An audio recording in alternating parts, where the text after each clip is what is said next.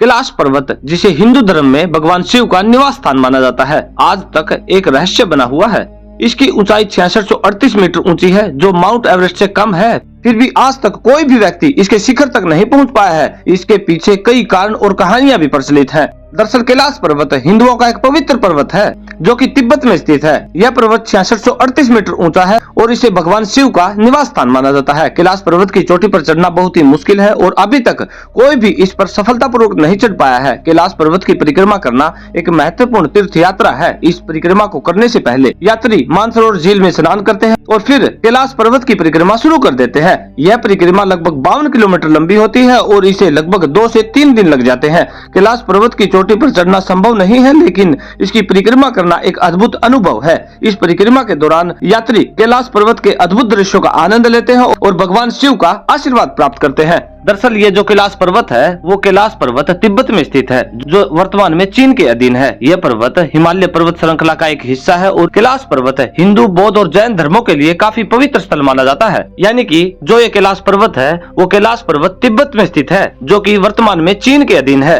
चीन ने 1951 में तिब्बत पर कब्जा कर लिया था। इसके बाद कैलाश पर्वत भी चीन के नियंत्रण में आ गया। इससे पहले तिब्बत एक स्वतंत्र राज्य था, लेकिन चीन ने इसे अपने अधीन में कर लिया। और जब तिब्बत पर चीन के आक्रमण के बाद सन 1959 में दलाई लामा भारत आ गए थे, चीन की सेना ने तिब्बत की राजधानी लहासा पर कब्जा कर लिया था। इसके बाद दलाई लामा अपने कुछ समर्थकों के साथ भागकर भारत आ गए थे और उस समय भारत के प्रधानमंत्री पंडित जवाहरलाल नेहरू ने उन्होंने दलाई लामा और उनके समर्थकों को भारत में शरण दी। दलाई लामा को हिमाचल प्रदेश के धर्मशाला में रहने की जगह दे दी गई। धर्मशाला से ही दलाई लामा ने अपनी निर्वासित सरकार बनाई। दलाई लामा के भारत आने के बाद से ही भारत और चीन के संबंधों में तनाव आ गया। चीन दलाई लामा को एक अलगाववादी नेता मानता है और भारत पर उसे समर्थन देने का आरोप लगाता है, जिसके कारण 1962 में भारत और चीन का युद्ध शुरू हो गया, जिससे चीन ने तिब्बत पर अपना और नियंत्रण मजबूत कर लिया, जिसके कारण कैलाश मानसरोवर यात्रा पर भी रोक लगा दी गई, जो कि 14 साल तक बंद रही। उसके बाद 1998 में भारत के पोखरण परमाणु प्रशिक्षण के बाद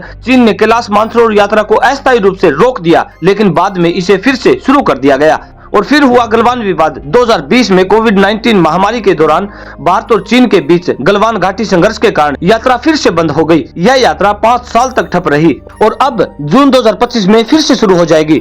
और आपको बता दें कि 2019 से पहले इस पर्वत पर चढ़ने के लिए चीन हमसे बहुत ज्यादा रकम वसूलता है। 2019 से पहले की बात करें तो चीन ने वीजा की एंट्री फीस पर ही $100 ले लिए थे। 2019 में प्रति व्यक्ति कुल खर्च लगभग 2.5 लाख रुपए आता था, परंतु अब वार्तालाप से यह खर्च कम करके 1,84,000 रुपए बताया गया है। दरअसल खर्च इतना कम होने की वजह यह है कि तिब्बत में कैलाश मानसरोवर की यात्रा के लिए फिलहाल 3 रास्ते हैं। इनमें से 2 रास्ते भारत सरकार की ओर से संचालित किए जाते हैं। इसमें पहला रास्ता लिपुलेख दर्रा है।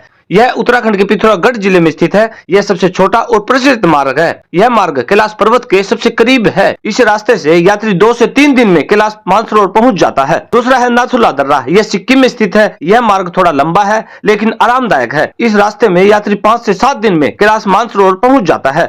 तीसरा है पारंपरिक मार्ग। यह मार्ग नेपाल के रास्ते है। यह सबसे लंबा और कठिन मार्ग है। इस रास्ते से यात्री 10 से 15 दिन में कैलाश मानसरोवर पहुंच जाता है। परंतु अब तीनों रास्ते खोल दिए गए हैं, जिसमें से किसी भी रास्ते से मानसरोवर यात्रा की जा सकती है। यात्रियों को अपनी सुविधा और समय के अनुसार रास्ता चुनना चाहिए। दरअसल इस यात्रा में KMVN फीस भी देनी होती है। KMVN फीस यानी कि कुमाऊं मंडल विकास निगम फीस। यह फीस उन यात्रियों को देनी होती है जो उत्तराखंड के रास्ते कैलाश मानसरोवर यात्रा करते हैं। उत्तराखंड सरकार का एक संस्थान है जो कैलाश मानसरोवर यात्रा का संचालन करता है। इसके बाद चीन काठमांडू वीजा फीस भी ली जाती है, जो कि 24,000 के आसपास होती है। यात्रा के समय यात्रा परमिट, वीजा, आवास, भोजन, परिवहन, गाइड, पोर्टर, बीमा, इसके अतिरिक्त कपड़े, उपकरण, दवाइयाँ, स्मारिकाएं, दान आदि रुपए मिलाकर 1.5 से 2 लाख रुपए खर्च हो जाते हैं।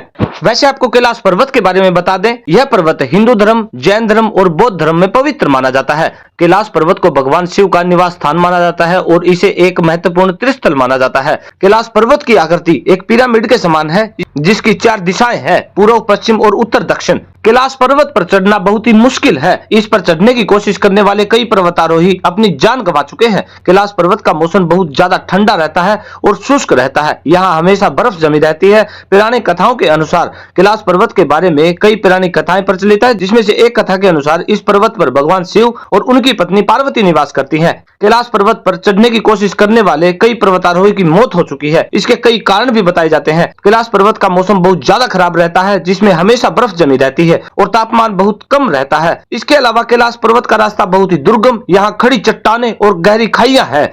यही कारण है कि आज तक इस पर्वत पर कोई नहीं चढ़ पाया है। कैलाश पर्वत एक रहस्यमयी पर्वत है। इस कैलाश पर्वत के आसपास हिम मानव को भी देखे जाने की खबर सामने आई है। हिम मानव, जिसे येती या फिर बर्फीला मानव भी कहा जाता है, यह एक पौराणिक प्राणी है जिसके बारे में कहा जाता है कि वह हिमालय के बर्फीले इलाके में रहता है। हिम मानव को देखे जाने का दावा 1950 के दशक से ही शुरू हो गया था, जिसके बाद तो उसे कई बार देखने का दावा भी किया जा चुका है।